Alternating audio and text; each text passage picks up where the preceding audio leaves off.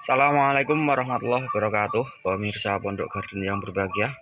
Pada video kali ini kami akan berbagi pengalaman tentang bagaimana caranya membuat bougainville kecil berbunga rimbun ya. Ini contohnya ya. Ini jenis lipstick ya, lipstick itu kadang muncul putih seperti ini.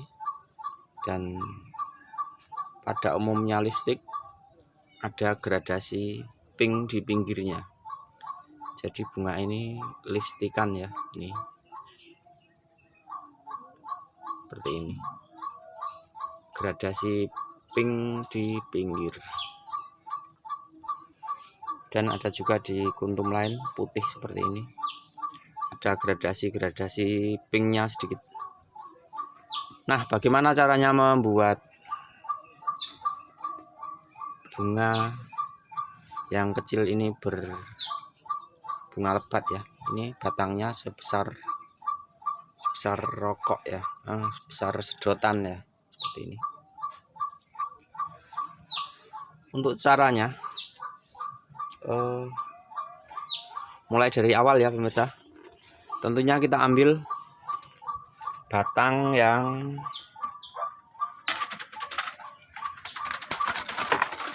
tua pemirsa.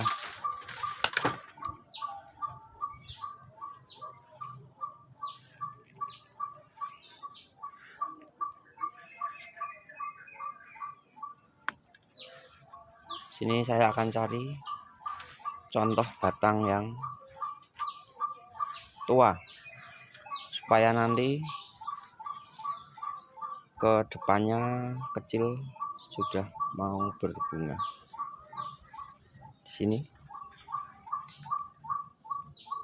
ini ada bengawan solo.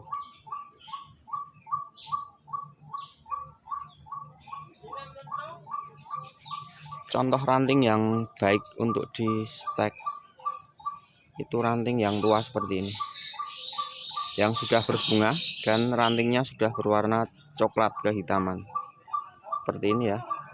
Ini kecil sekali, kecil sebesar cotton bud ya.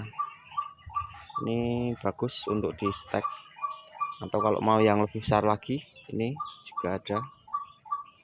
Ini udah tua sekali rantingnya, ini udah berapa kali berbunga ya, seperti ini. Ini dipotong ya, potong saja, dipotong.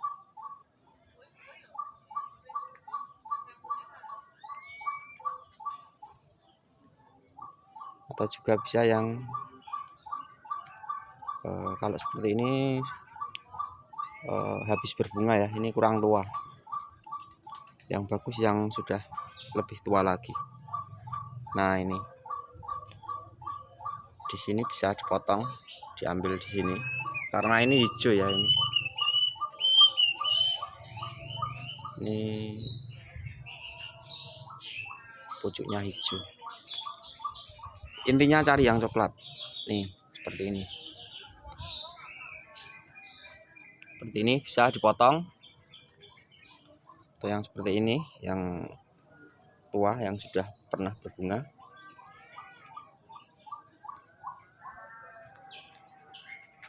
Terus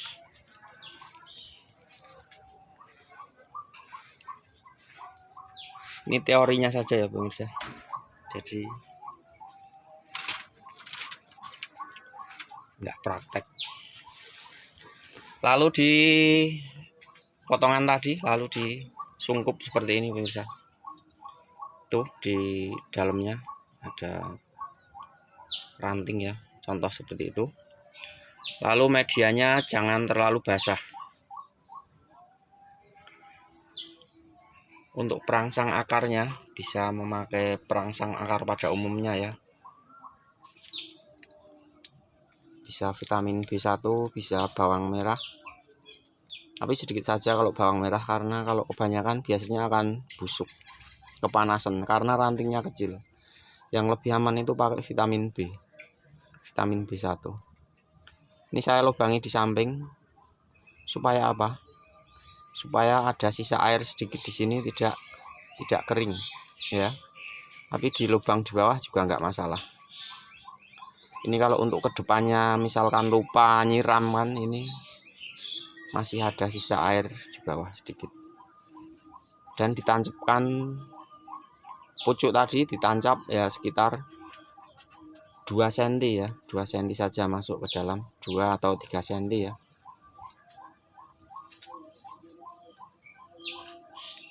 Untuk medianya bisa pasir, bisa tanah subur. Nggak usah dikasih pupuk ya, nggak usah dikasih pupuk kandang, karena biasanya akan rentan berjamur. Yang lebih bagusnya pakai tanah murni atau pasir lembut, pasir kali bisa. Seperti itu. Lalu disungkup seperti ini. Dan pertemuan antara gelasnya ini dikasih plester ya, supaya rapat. Setelah kondisi seperti ini, lalu taruh tempat yang teduh. Tempat yang teduh yang sirkulasi udaranya lancar ya. Jangan di dalam ruangan. Kalau di dalam ruangan biasanya lembab.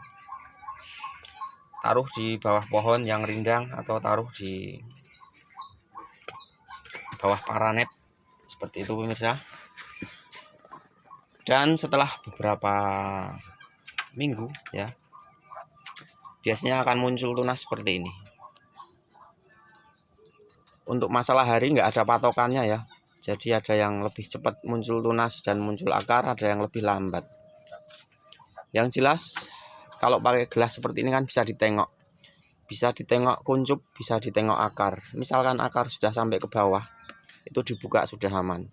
Tapi kalau muncul kuncup, muncul tunas, tapi akar belum sampai ke bawah, itu biasanya kalau dibuka akan layu. Jadi untuk lebih aman, itu tengok akar. Kalau akar sudah kelihatan di samping ataupun di bawah, itu dibuka sudah aman. Ya, sekali lagi untuk masalah waktunya nggak ada patokannya. Intinya setelah akar kelihatan ya, yang jadi patokan bukan kuncupnya, bukan pucuknya seperti ini. Ini sudah kuncup ya, ini sudah saya buka beberapa hari. Ini akarnya kelihatan ya, ini akarnya lembut, akarnya masih lembut sekali.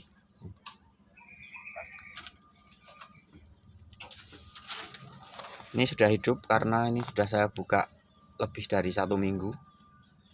Meskipun akarnya ini kecil ya, kecil-kecil.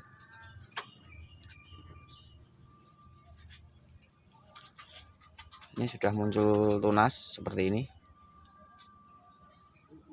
Ini tanahnya basah. Nah, kalau dalam perawatan seperti ini kan, kalau lubangnya di bawah ini cepat kering ya, karena ini sudah saya taruh tempat yang panas. Kalau lubangnya di samping seperti ini kalau kita siram, ini ada ngembong air sedikit di sini, jadi lebih aman.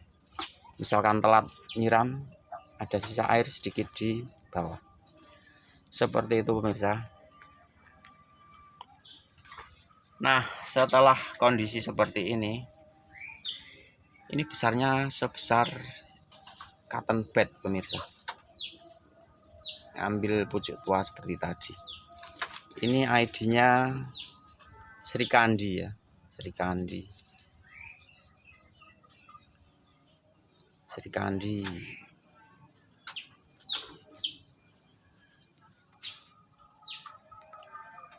Terus untuk perawatannya itu dipupuk pemirsa. Dipupuk pakai vitamin B1 bisa ya. Vitamin B1 seperti ini pemirsa. Ini dicampur dengan air ya. 1 tutup ini dicampur dengan air ya, setengah liter bisa, lalu disiramkan di sini atau bisa disemprotkan di daunnya. Atau yang lain lagi,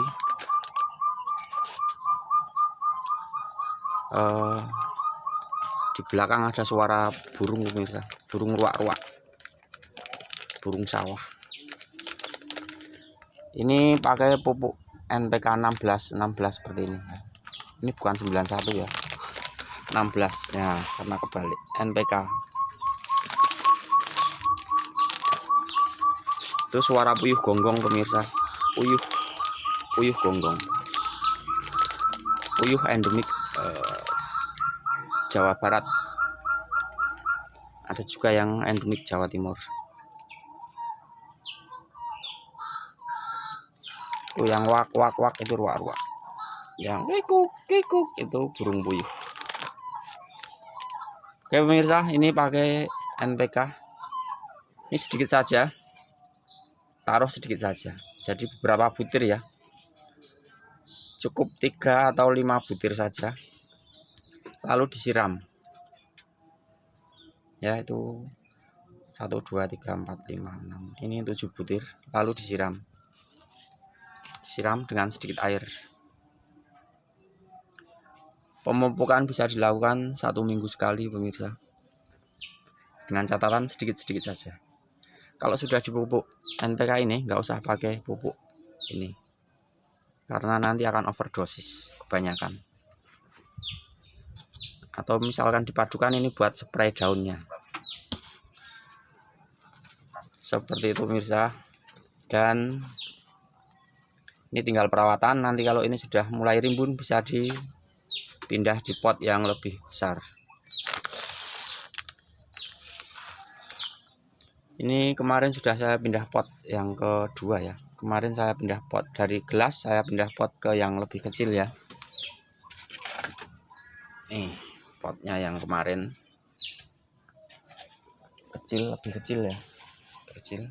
Terus setelah ini membesar, saya pindah pot yang lebih besar lagi.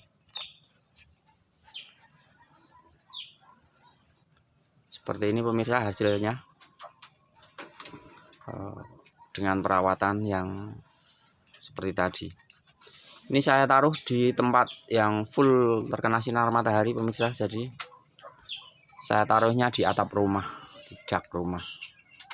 Ini rimbun sekali ya.